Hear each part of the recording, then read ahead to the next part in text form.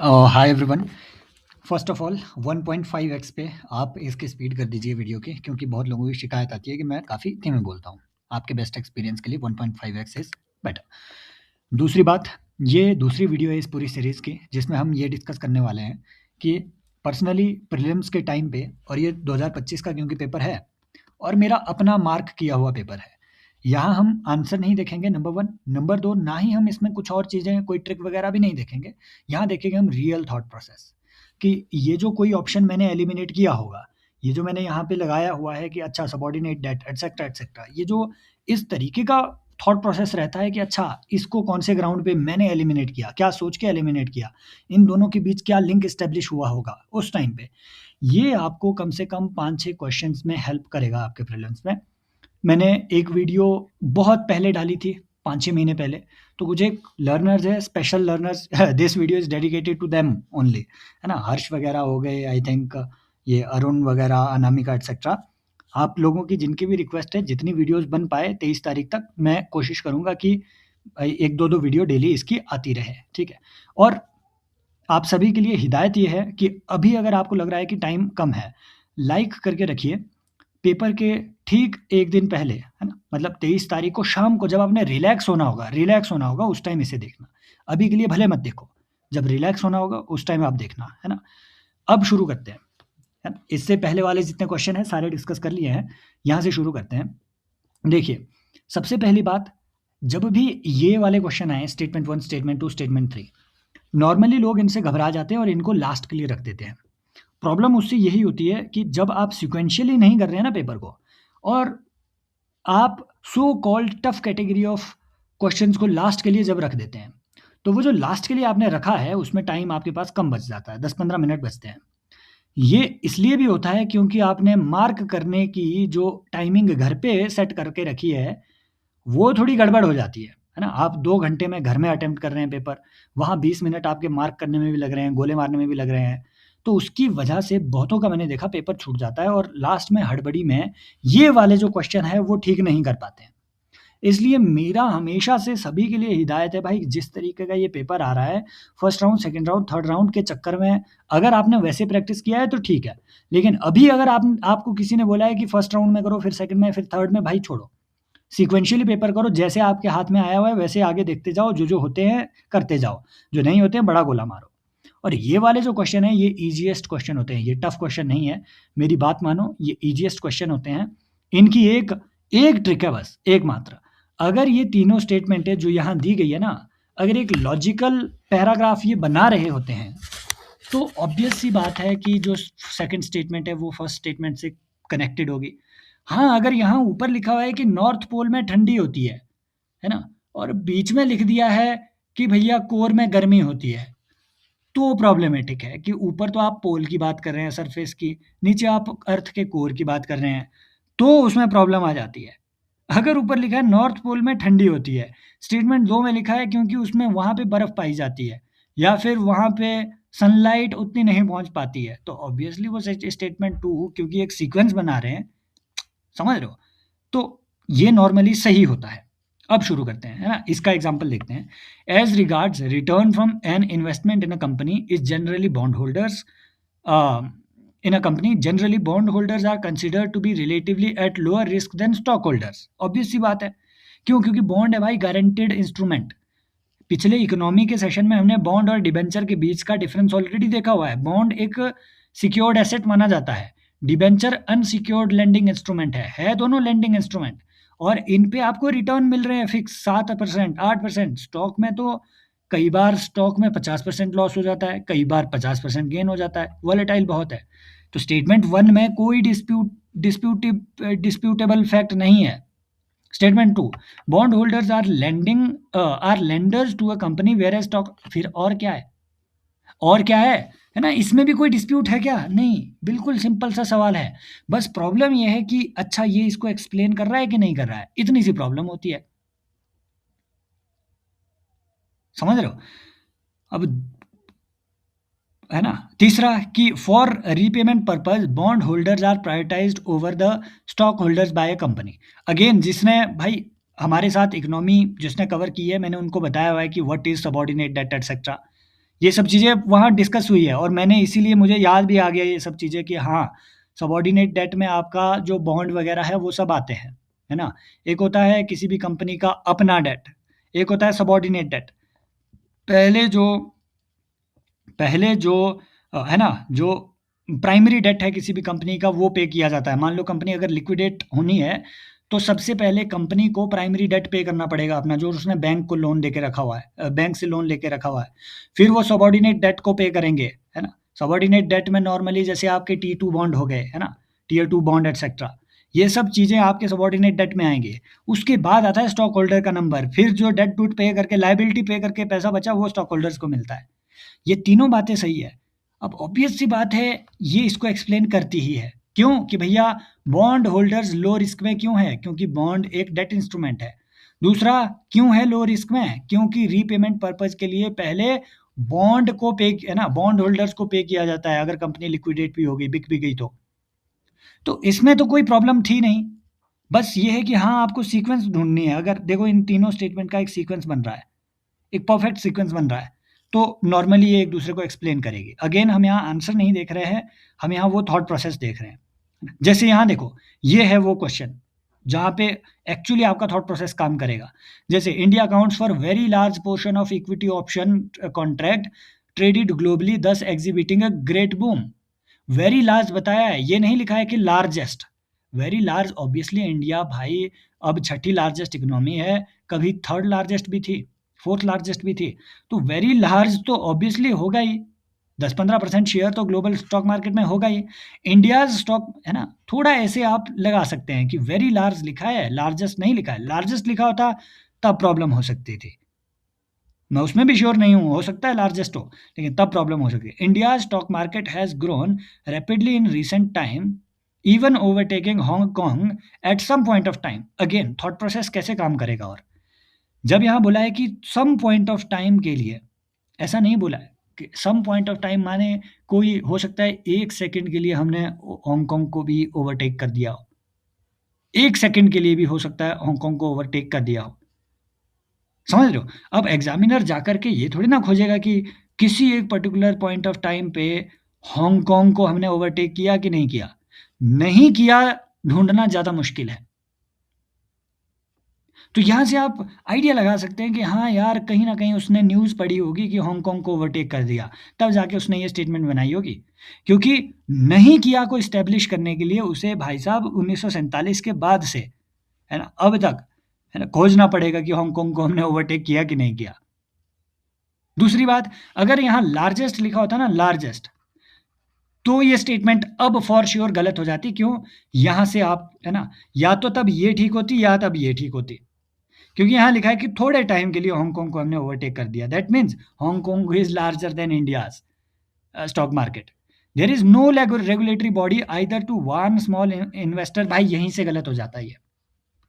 सेबी तो है ही है, ये भी छोड़ो, मुझे इसकी नॉलेज भी नहीं थी। अभी परसों वाला जो मैंने इकोनॉमी का सेशन डाला था, है ना, आपने उसमें पढ़ा होगा, हमने अलग से ये पढ़ा है कि इन्वेस्टर्स प्रोटेक्शन फंड इंडिया में क्रिएट किया गया है, investor education and protection fund. और उसके लिए investor education and protection fund authority एक स्टेट्यूटरी बॉडी है अंडर कंपनीज एक्ट। उस करंट अफेयर, भाई पूरे 1 साल के करंट अफेयर है, उस सेशन में मैं लिंक नीचे पिन कर दूँगा। अगर आपको थोड़ा अंडर कॉन्फिडेंस लग रहा है, तो जस्ट एक क्विक रिवीजन के लिए आप उसमें एक चेक मार सकते हैं। 2 घंटे का वो एक सेशन है। तो जब हमें मालूम है कि हाँ, ऐसी रेगुलेटरी बॉडी है, वो क्या कहेंगे? लोग कहेंगे कि एक्सट्रीम स्टेटमेंट है इसलिए हटाओ। और ये इलॉजिकल भी है। आप सोचो, इंडिया जैसी इतनी बड़ी मार्केट में कोई रेगुलेटरी बॉडी होगी ही नहीं क्या? होगी। कुछ ना कुछ सरकार ने किया होगा इन्वेस्टर के प्रोटेक्शन के लिए, स्मॉल इन्वेस्टर के प्रोटेक्शन के लिए। ऐसे भी आप इसे सोच सकते हैं। Circular economy reduces the emission of greenhouse gases. और क्यों हम ला रहे हैं सर्कुलर इकोनॉमी?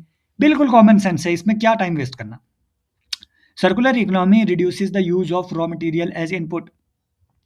ऑब्वियसली ये देखो एक्सप्लेन कर रही है ना इसे। पहला काम है हमारा इन तीनों स्टेटमेंट में, देखो 2 स्टेप में ऐसे सॉल्व करने होते हैं। पहला काम है इन तीनों स्टेटमेंट में सही और गलत को खोजना।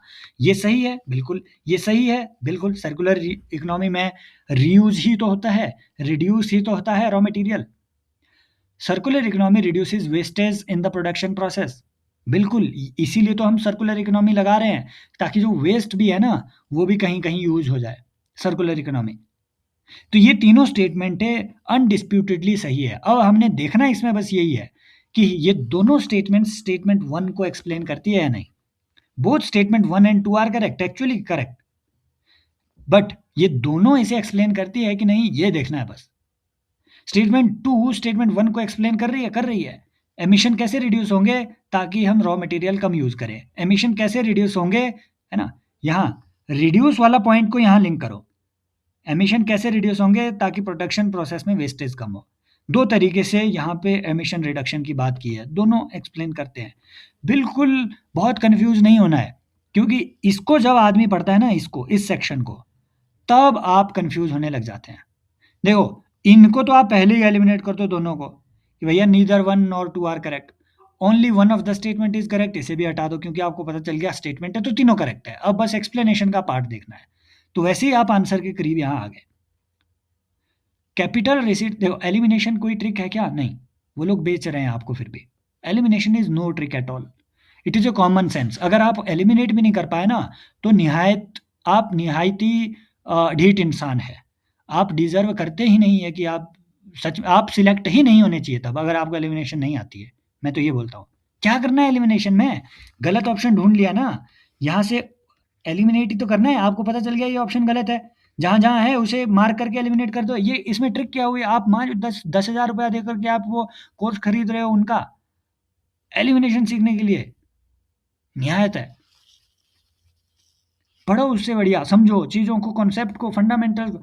अगर कोई भी चीज़ अगर आपने श्योरली करनी है ना, एक होता है कि ट्रिक लगा के तुक्के से हो जाए, एक होता है कि आपको श्योरिटी का लेवल इंक्रीज करना है ना, कि फॉर श्योर करना है यार मुझे।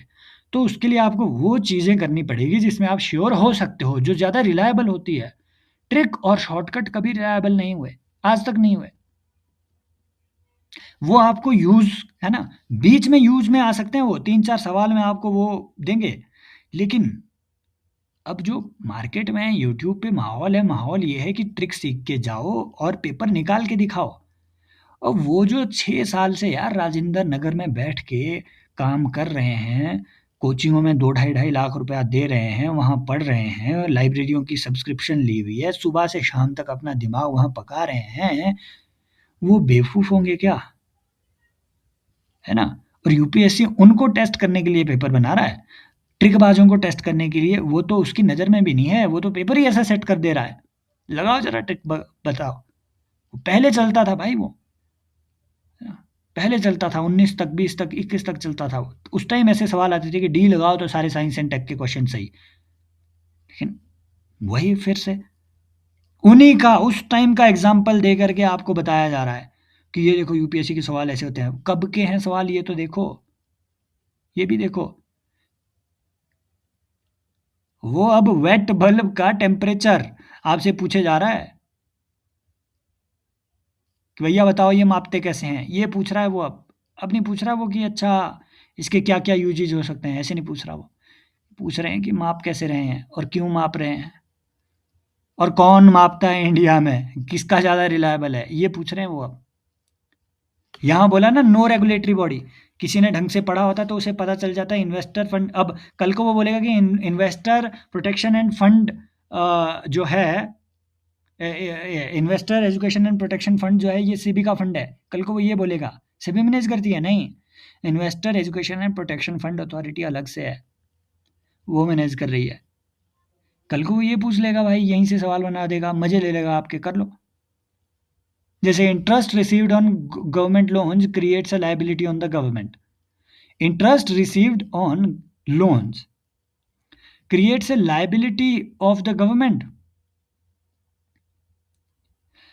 गवर्नमेंट को अगर अपने लोन पे इंटरेस्ट मिल गया ना, तो वो सरकार के लिए लायबिलिटी होगी क्या? नहीं, वो तो उसका रेवेन्यू है। कैपिटल क्या है? जो उसने कैपिटल कैपिटल क्या है? जो उसने प्रिंसिपल कैपिटल दी हुई है, वो उसके कैपिटल एक्सपेंडिचर में आएगा। जब वो प्रिंसिपल कैपिटल वापस आ जाएगी, वो उसका कैपिटल रिसीट में आएगा। लेकिन जो रेकरिंग है, जो इंटरेस्ट आ रहा है, वो उसके रेवेन्यू साइड में आता है, वो उसकी रेवेन्यू इनकम है। ये लाइबिलिटी नहीं है। Borrowing and disinvestment are capital receipt, और क्या होगी? ये भाई सिंपल बेसिक फंडे हैं, मैं इसमें नहीं घुसूंगा। बस ये है कि हाँ, जब आप एक को एलिमिनेट कर रहे हो तो आंसर में आप ऊपर पहुंच रहे हो। Capital receipt create a liability और cause reduction in the asset of the government. भाई डायरेक्ट है ये, डायरेक्ट ये सब चीज़ें इतना पढ़ा हुआ है हमने इकोनॉमी पीवाईक्यू रिसर्च प्रोग्राम में।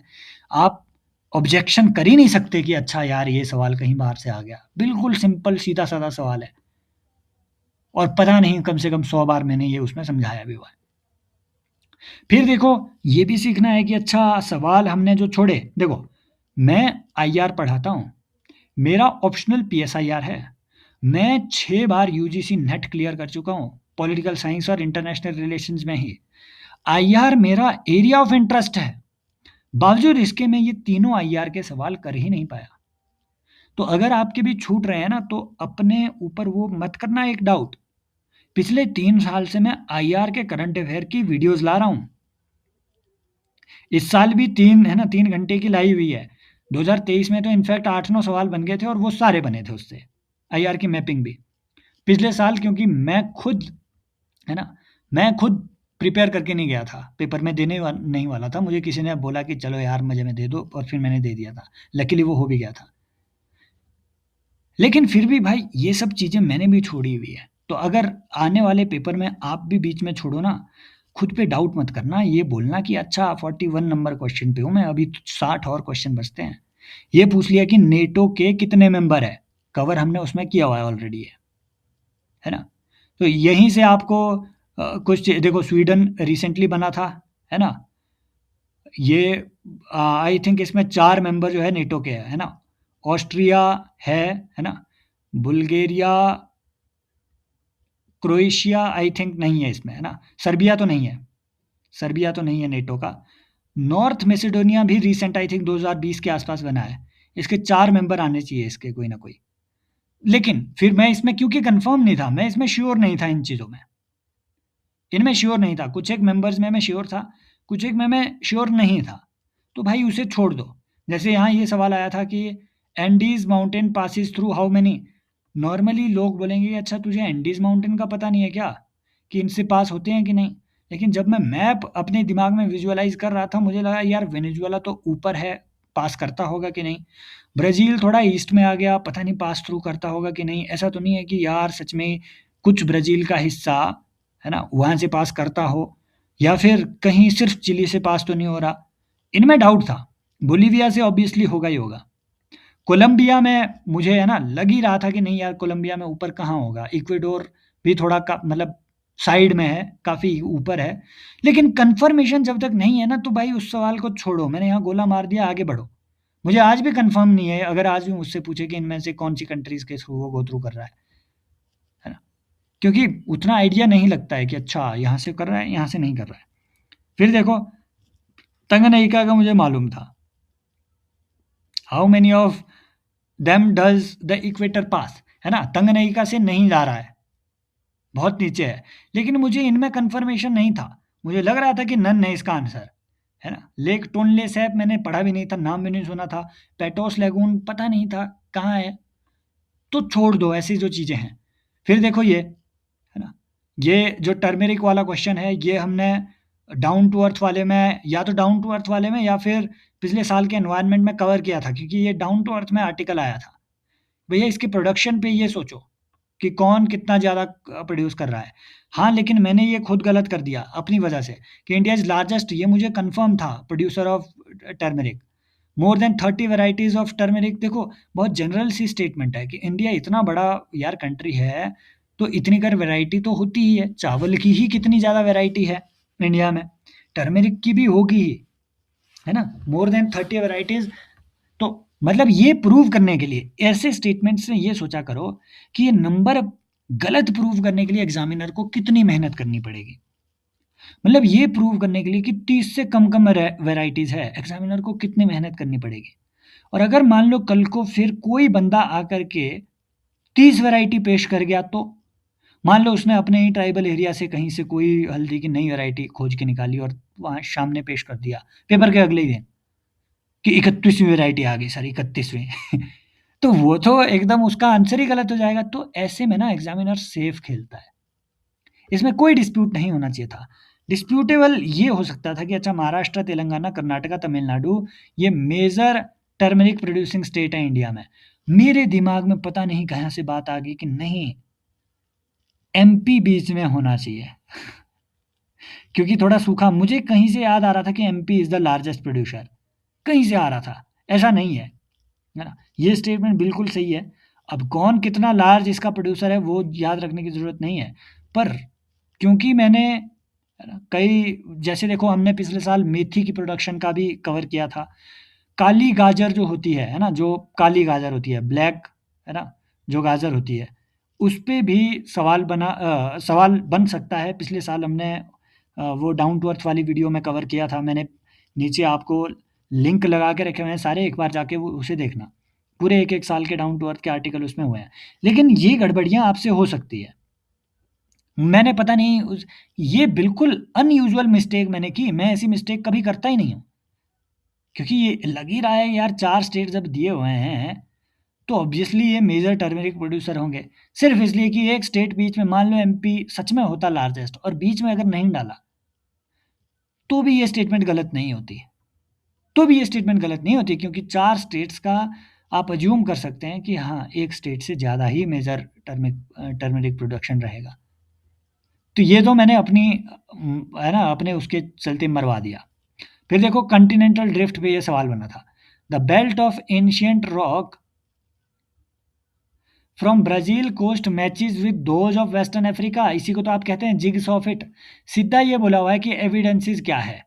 पहला तो ये कि भैया जिग्स ऑफ इट, कि सारे जितने भी कॉन्टिनेंट है अगर इकट्ठा करो आप उसे, तो एक मेगा कॉन्टिनेंट बन सकता है उनका, वो बिल्कुल फिट आती है उनकी कोस्ट लाइन।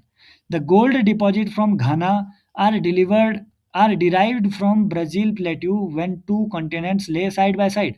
कि भैया जो घाना वाले गोल्ड डिपॉजिट है ना, घाना में होता है सोना, अफ्रीका में बहुत सोना होता है, तो घाना वाले गोल्ड डिपॉजिट ब्राज़ील में भी पाए जा रहे हैं। ये नहीं मालूम कि वहाँ तक वो पहुँचे कैसे, किसने लाए, ढोके लाए क्या? तो इससे भी पता चलता है कि हाँ, पहले जो है एक ही सुपर कॉन्टिनेंट था, वहाँ से ड्रिफ्ट हुआ है सब चीज़।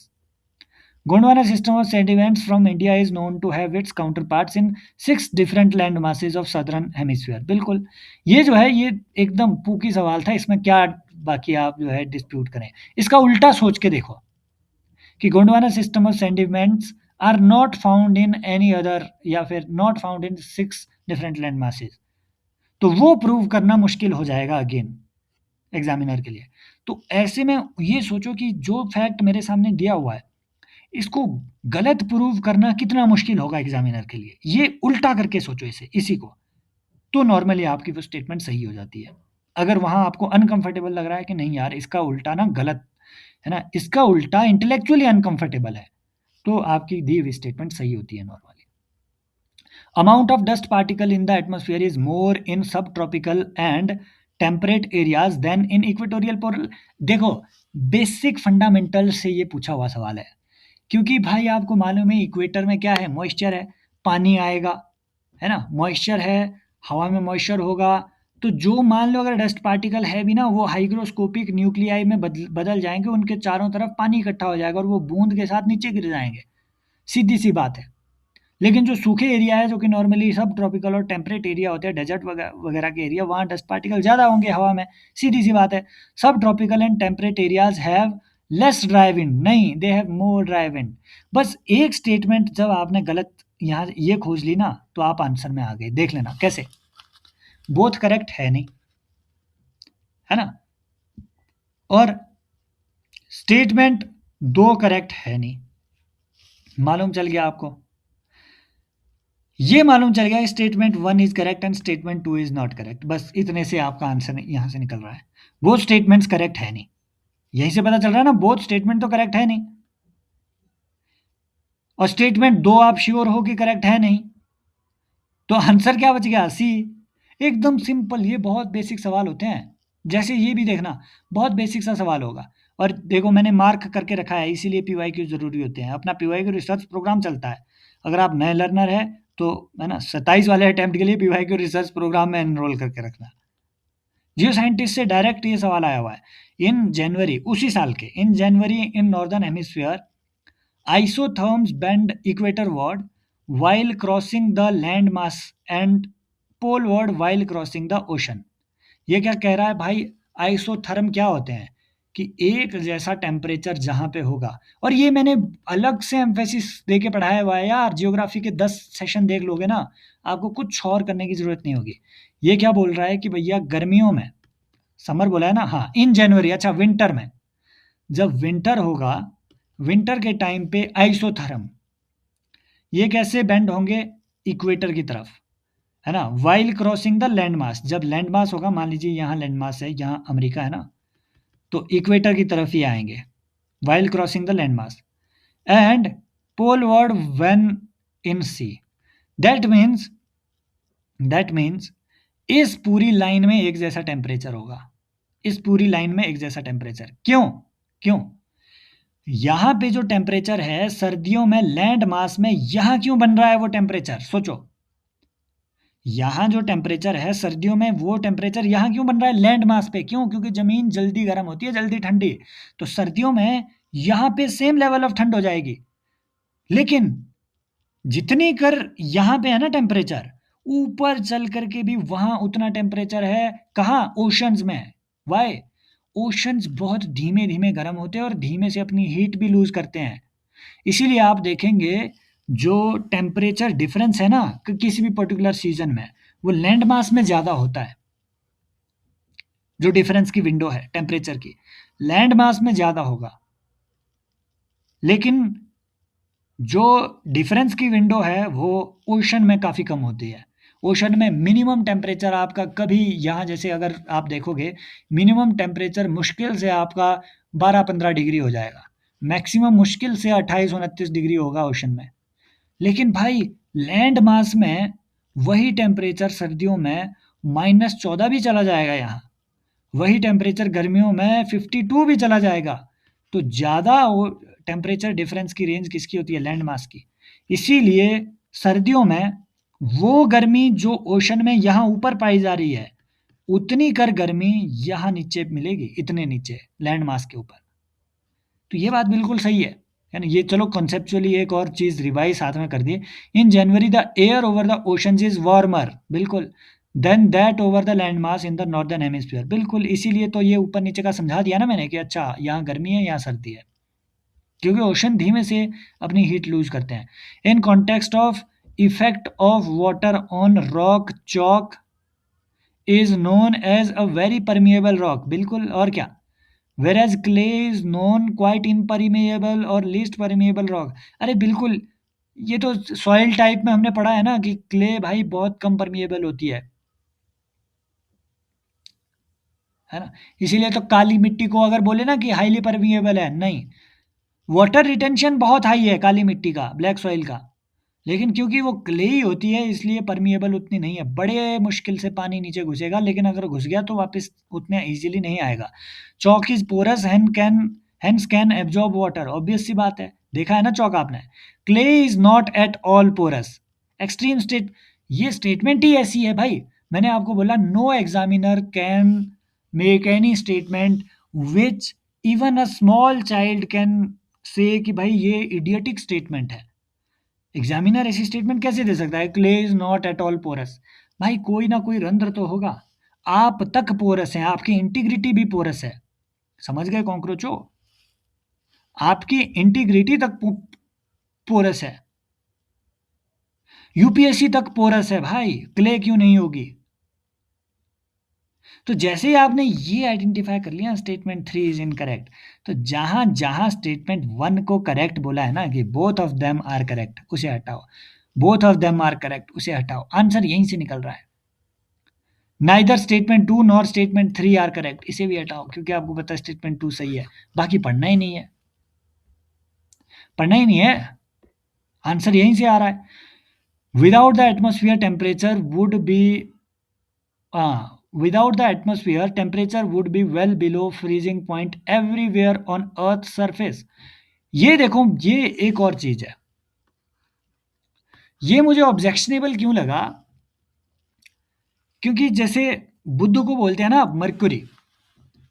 भाई मर्क्यूरी किसी एक पर्टिकुलर टाइम पे क्योंकि सन के बहुत करीब है, तो एक तरफ वो बहुत गर्म होगा, दूसरी तरफ वो एक्सट्रीम कोल्ड में होगा।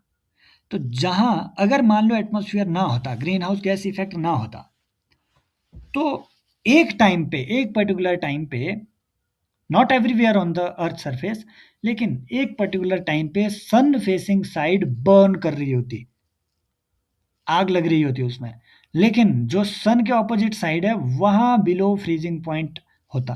तो एवरीवेयर नहीं होता, है ना, एवरीवेयर नहीं होता। लोगों ने, अब पता नहीं यूपीएससी का इसमें क्या आंसर है, लेकिन मैक्सिमम लोगों का इसमें यही सोचना था कि अच्छा ग्रीन हाउस गैस इफेक्ट नहीं पड़ रहा है तो हीट रिटेन नहीं होगी, तो हर जगह फ्रीजिंग पॉइंट ही होगा। नहीं, ना ना,